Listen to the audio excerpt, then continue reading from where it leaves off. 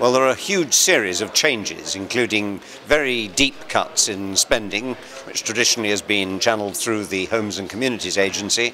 That has been cut back drastically, and that has really put a halt to any new social housing, apart from that which had been set in train under the previous government.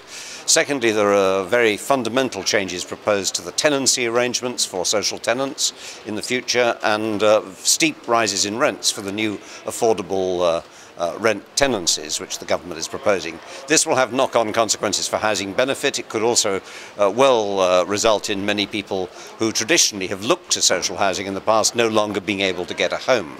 Then there are the changes to the planning regime, which have been widely interpreted as creating considerable resistance to new planning consents. Many housing developers are worried that the output of new homes will fall, even worse than the current level, which is completely inadequate, and we will simply not see a recovery in house building to the level that's necessary to meet needs. So there are a series of changes, all impacting deeply and all, I'm afraid, working in a very negative way for those people dependent on social housing.